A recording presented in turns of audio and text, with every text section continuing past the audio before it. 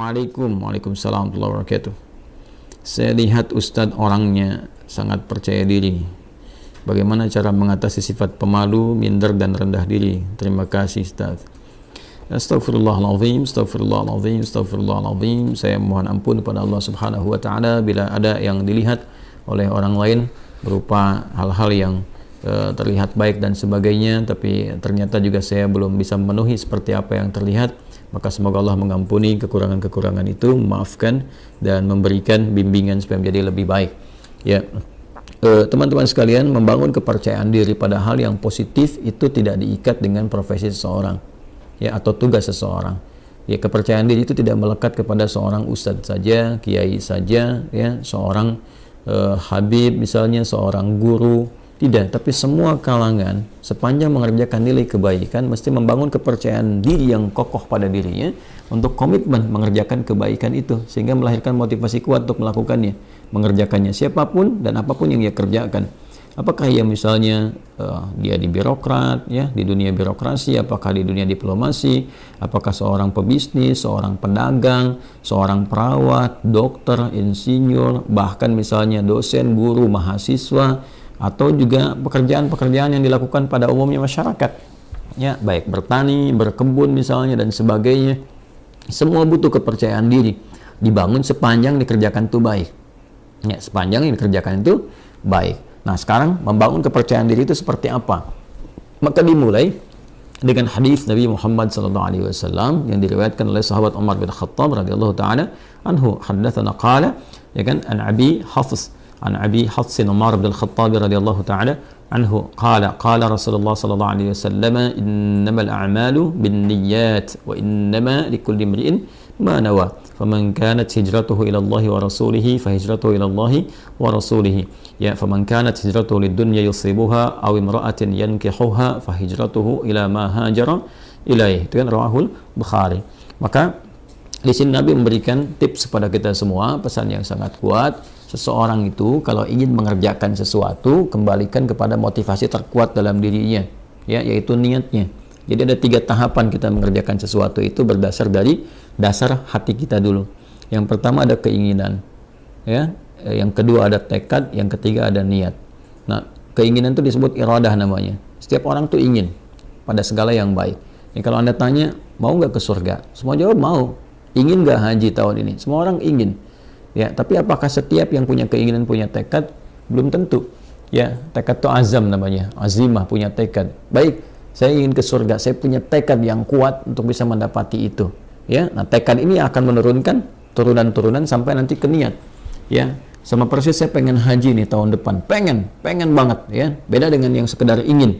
Kayak ingin haji, ingin saja, tapi punya tekad, dia ingin mewujudkan keinginan itu.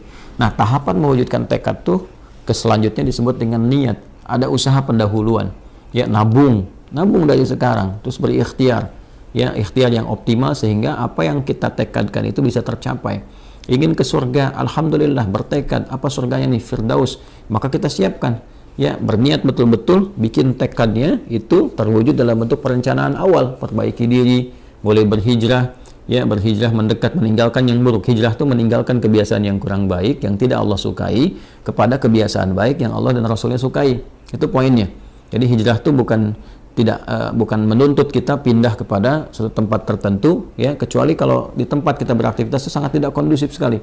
Ya, susah mendekat kepada Allah, terancam dalam keburukan, ya, di tempat kerja misalnya, tempat kerjanya diliputi keburukan-keburukan yang sulit sekali mendekat kepada Allah. Mau sholat susah, baca Quran susah, sementara kita sadar bahwa rezeki itu yang mengatur Allah, kan kita sadar betul Allah Maha Pemberi rezeki, Allah mendatangkan rezeki. Ya, kenapa kita tidak berpindah ke tempat yang kemudian Allah sukai dan dengan itu keberkahan Allah berikan? Toh tetap kan rezeki tidak akan tertukar, toh tetap tidak akan berkurang. Ini kan poinnya. Nah, itu hijrah yang menuntut perpindahan tempat. Sama dengan tinggal di lokasi misalnya yang di tempat tinggal itu walaupun kompleknya terlihat megah dan sebagainya, tapi fasilitas untuk masjid tidak ada, mau pengajian susah, mendekat kepada Allah juga tidak mudah, gitu kan? Anda mencari tempat yang teduh, yang nyaman ibadah, yang enak beraktivitas, di situ kemudian Anda membangun kepribadian yang lebih dekat dengan Allah Subhanahu wa Ta'ala. Jadi hijrah itu prinsip dasarnya meninggalkan perbuatan yang tidak disukai oleh Allah dan Rasulnya kepada kebiasaan dan perbuatan yang disukai Allah dan Rasulnya. Jadi bukan menuntut satu perpindahan secara langsung, ya, atau pindah kepada misalnya komunitas, pengajian, golongan tertentu, bukan itu poinnya. Jadi jangan Anda katakan kalau berhijrah ini pindah ke golongan A, komunitas B dengan nama tertentu dan sebagainya. Bukan itu poinnya. Ya, lebih kepada mendekat kepada Allah. Siapapun yang bisa membimbing kita sepanjang sesuai dengan ajaran-ajaran yang disampaikan oleh Nabi, mengacu kepada keterangan dasar Al-Quran, ya kita ikuti dalam kebaikan, ya, tanpa harus mencela atau menepikan orang-orang atau golongan-golongan lain tertentu. Nah, dalam konteks berpindah ini, maka lakukan semua karena Allah. Ya, motivasinya karena Allah dulu, nanti supaya dibimbing oleh Allah. Karena nanti orang melakukan sesuatu itu banyak motifnya. Ya, tadi kata Nabi kan, "Faman kanat hijratuhu lidunya yusibuha", ada yang karena materi dunia. Ya, jadi Anda ini melakukan aktivitas untuk percaya diri ini, ya, mengatasi sifat malu, minder, macam-macam. Apa yang mau dikejar? Karena dunia. Ya, kalau cuma dunia orang banyak sekarang. Ya, ada latihan-latihannya segala rupa untuk mencapai pekerjaan tertentu. Ada latihan sekarang di bidang bisnis misalnya. Dilatih Anda public speaking, bagaimana bicara depan orang, begini, begitu, dan sebagainya untuk capaian dunia. Ya, Anda akan dapat. Kata Nabi, Anda akan dapat. Ya, tidak ada kesalahan di dalamnya, sepanjang dicari itu baik, tapi belum tentu ada pahala untuk bekal pulang. Nah, niat itu menentukan apakah apa yang akan kita cari ini disukai oleh Allah sehingga punya bekal akhirat, value-nya value akhirat, atau cuma dunia saja. Itu poin pertamanya. Jadi tanamkan pada diri kita itu motivasi yang kuat untuk mengerjakan sesuatu ini lillah, karena Allah, ya, dan Rasulnya. Nanti karena Allah itu memberikan kekuatan pada jiwa dan Rasulnya memberikan bimbingan yang sudah Nabi contohkan kepada kita, ya, dan mewariskan pedoman-pedoman kehidupan yang abadi sifatnya. Nanti tinggal diikuti di situ, ya kan? Nah, jadi yang pertama adalah membangun kekuatan niat, motivasi diri dulu. Motivasi diri dulu. Saya ingin melakukan ini sebagai hujjah saya ketika kembali kepada Allah. Ya, saya ingin melakukan ini, ya, supaya Allah ridha dengan saya. Nanti dari niat yang benar itu Allah berikan kekuatan pada diri kita. Nah, niat itu diterjemahkan dengan apa? Setelah muncul dalam hati kita, kita akan memulai aktivitas itu yang baik itu, maka kita bisa mulakan itu dengan memohon kepada Allah. Nah, di sini dia. Jadi membangun sifat kepercayaan diri, diantaranya memulai dengan menautkan aktivitas yang akan kita kerjakan, ya, dengan harapan perlindungan dan pemberian kekuatan serta bimbingan dari Allah. Mohon taufik namanya. Minta. Nah, itu keadaan itu disebut dengan tawakal namanya. Ya, tawakal itu menyerahkan keadaan kita yang akan kita ikhtiarkan, baik mulainya ataupun akhirnya kepada Allah, gantungkan kepada Allah, sehingga Allah memberikan perlindungan yang paripurna kepada diri kita. Maka Nabi mengajarkan kita untuk berdoa dalam memulai segala hal. Nah, doa itu juga membangun kepercayaan diri. Makanya orang kalau mau mengerjakan sesuatu, ketika dia berdoa lebih kuat kan? Ya, Anda mau bicara, Anda berdoa. Dan diajarkan kan di Quran di surat Thaha itu bagaimana seorang Musa alaihissalam dibantu sekretarisnya Nabi Harun alaihissalam, ya, dua-duanya datang kepada Firaun untuk berdakwah, menyampaikan kebaikan, membangun kepercayaan dirinya bagaimana? Kan berdoa dulu. Ya kan? Setelah dia berniat baik, menjadikan semua urusan karena Allah, dibimbing oleh Allah tuh. Ya, bimbingannya indah sekali. Jadi dibimbing oleh Allah, nanti kalau datang katakan yang baik-baik, katakan yang lembut supaya dia sadar. Ya, di Quran surat Thaha itu kan ayat 43 sampai 44, faqula lahu qawlan layyina la'allahu yatadzakkaru aw yakhsha. Katakan yang lembut, ya kan? Katakan yang halus, tutur kata yang baik, yang elok dengan retorika yang benar, ya kan? Sampaikan aja. Nah, mudah-mudahan dengan itu nanti, ya, ada kelembutan pada hati dia sehingga dia merasa takut kepada Allah dan memperbaiki diri. Nanti Allah bimbing, berikan kekuatan. Makanya nanti ayat-ayat berikutnya itu memberikan kepercayaan diri yang kuat kepada Musa ketika tawakal itu ada, lalu dibimbing doanya, Rabbi shrahli sadri wa yassirli amri wahlul 'uqdatam bil lisani yafqahu qawli. Lalu kemudian Allah menegaskan, jangan takut Musa, ya, aku akan membersamai kamu, ya kan? Nah, kamu akan dibekali begini begitu dan sebagainya. Ini isyarat Quran yang sangat dalam. Tautkan aktivitas kita kepada Allah Subhanahu wa taala, lalu bacakan doa. Kalau di sini terkait dengan bagaimana supaya tampil bisa bicara dan sebagainya, doanya juga ada sendiri. Seperti tadi diajarkan di Quran, Rabbi shrahli sadri wa yassirli amri wahlul 'uqdatam min lisani yafqahu qawli. Nanti untuk belajar supaya pede nih, ya, jangan sampai pesimis, waduh saingannya berat nih, waduh ini bisa nggak lulus ujian. Percaya diri, yang dituntut ikhtiar kok. Nanti Allah yang mengatur Anda masuk di kampus mana, di sekolah mana yang terbaik untuk masa depan kita. Kadang-kadang harapan kita ke A, tapi kata Allah jangan ke situ, kamu ke B aja, karena kamu nanti bakatnya akan dibutuhkan di bidang ini. Bisa terjadi. Ya, harapan masuk A, tiba-tiba masuk B, dan semua kampus bisa mendapatkan bagian-bagiannya gitu ya. Nah, maka di sini penting kita ikuti. Doa-doanya banyak ya. Rabbi zidni ilma warzuqni fahma, Allahumma faqihni fid din wa alimni ta'wil, sesuai dengan bidangnya masing-masing. Kalau belum tahu doanya, ucapkan apa? Ucapkan seperti Nabi bimbing dalam hadisnya. Ya, qala Rasulullah sallallahu alaihi wasallam, kullu amrin dhi balin la yubda'u fihi bi bismillahirrahmanirrahim fahuwa abtar. Maka mulai dengan bismillahirrahmanirrahim. Perbuatan baik itu niatkan, ya. Dalam diri kita kuatkan, ucapkan bismillahirrahmanirrahim. Anda mau kerjakan apa nih? Mau pidato? Bismillahirrahmanirrahim. Nah, ba itu nanti ada 14 makna. Di antara makna ba di situ nanti ada sebabiyah. Ya, dengan sebab aku akan mengerjakan ini, aku tautkan karena Allah. Ghayahnya, ghayah lillah, karena Allah subhanahu wa ta'ala. Maka mohonkan kebaikan kepada Allah. Minta kebaikan. Bismillah, ya, Ar-Rahman, Ar-Rahim. Nanti sifat-sifat Rahman dan Rahim Allah akan disertakan kepada kita. Maksudnya apa? Diberikan bimbingannya kepada kita. Dioptimalkan, dinaungkan kepada kita. Dengan rahmat Allah, kita akan dimudahkan beraktivitas. Dengan rahmat Allah, dijaga dari kesalahan. Dengan rahmat Allah, diberikan kekuatan. Itu Bismillahirrahmanirrahim. Makanya Nabi pun ketika mulai menerima wahyu, diminta oleh Allah untuk pede, untuk percaya diri. Walaupun Nabi nggak pernah belajar, ya, nggak pernah beliau punya guru formal, nggak ada beliau pernah masuk madrasah, ya kan? Nggak pernah belajar, ummi sifatnya. Ya, sifatnya apa? Ummi. Maka apa yang terjadi? Yang terjadi ketika menerima wahyu kan, ya kata malaikat, iqra, baca. Ma'ana biqari, saya betul-betul nggak bisa baca. Iqra, ma'ana biqari, saya betul-betul nggak bisa baca. Ya, sampai yang ketiga kan, iqra ma'ana biqari. Nabi bisa mengatakan maqara'tu. Ya, pakai bentuk kata kerja, bentuk past tense, kemudian dengan sigat ma, nafi. Ya, saya nggak bisa baca. Tapi ketika ma bertemu dengan ba, itu taukid sifatnya. Ma ana bi. Ya, ma ketemu dengan ba, itu penguat taukid. Ba-nya jadi taukid. Saya betul-betul nggak bisa baca. Maka apa yang diturunkan oleh Allah Subhanahu wa taala untuk membangun kepercayaan diri beliau? Iqra bismi rabbikal ladzi khalaq. Muhammad SAW niatkan baca itu, ya, baca untuk mengikuti bacaan yang dibimbing oleh siapa? Oleh hamba yang Allah utus, ya, dan dengan kuasa Allah yang membuat, menjadikan sesuatu aja begitu mudah. Yang mencipta kamu aja begitu mudah, yang mencipta manusia aja begitu mudah. Apalagi menjadikan kamu terbimbing untuk bisa mengikuti bacaan, lebih mudah lagi. Maka lakukan karena Allah. Allah kan kuasa atas segala hal. Anda adabnya, kalau Anda sulit melakukan sesuatu, Anda akan berusaha minta tolong kan pada yang lebih kuat. Oke?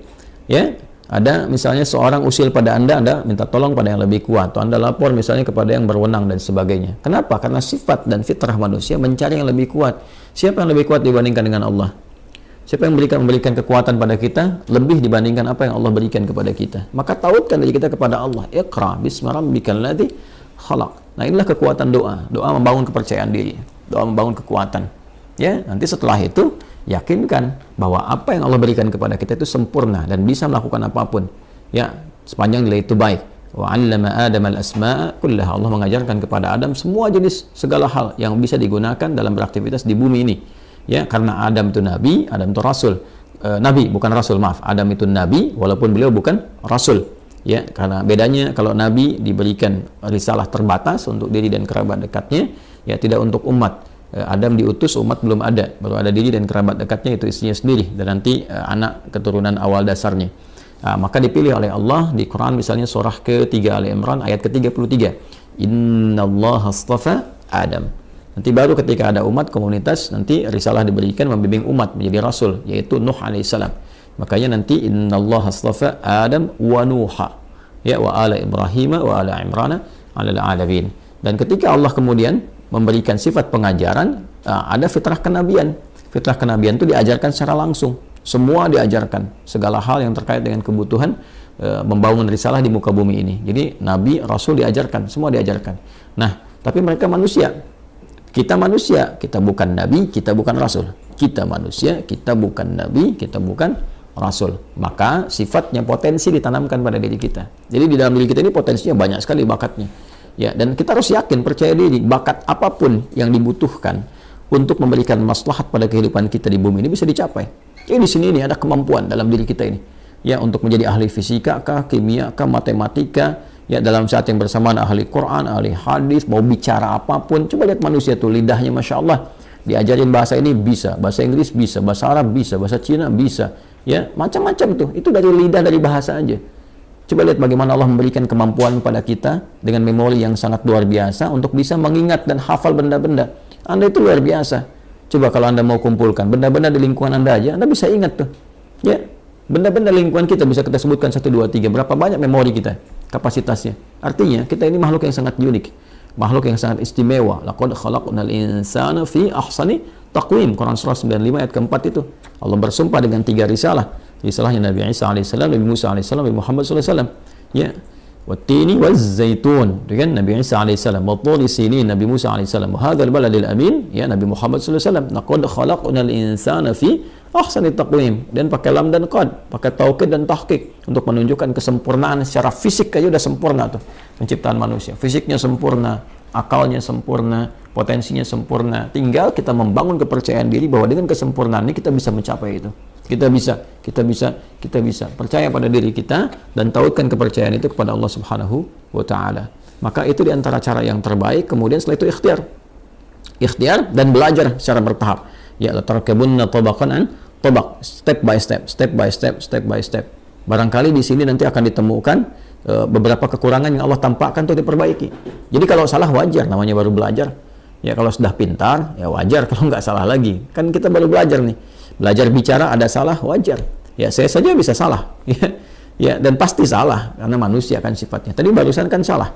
Ya, salah ada slip of tongue misalnya, ketidaksengajaan, atau bahkan pikiran lebih cepat duluan, lisan baru bisa mengikuti, mungkin terjadi.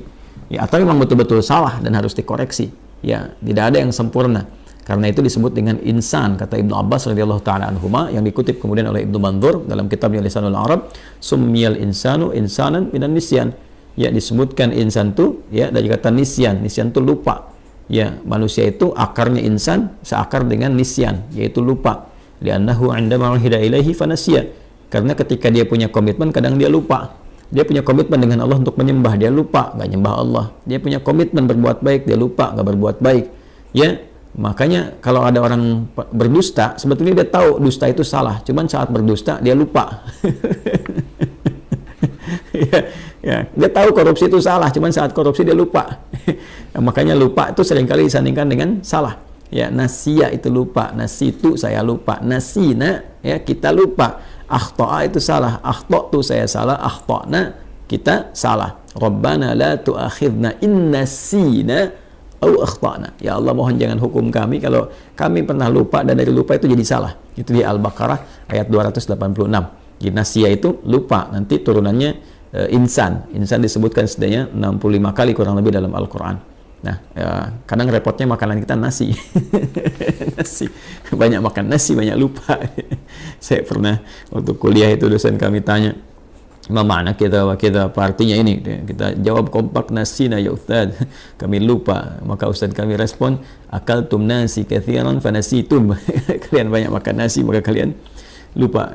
Nah, itulah di antara langkah-langkah awal membangun kepercayaan diri, memotivasi, menguatkan niat, memohon kepada Allah bimbingan, kemudian mendekatkan diri kita kepada Allah dengan berdoa sesuai dengan objek aktivitas yang akan kita kerjakan, atau setidaknya mengucapkan Bismillahirrahmanirrahim sebelum memulai aktivitas.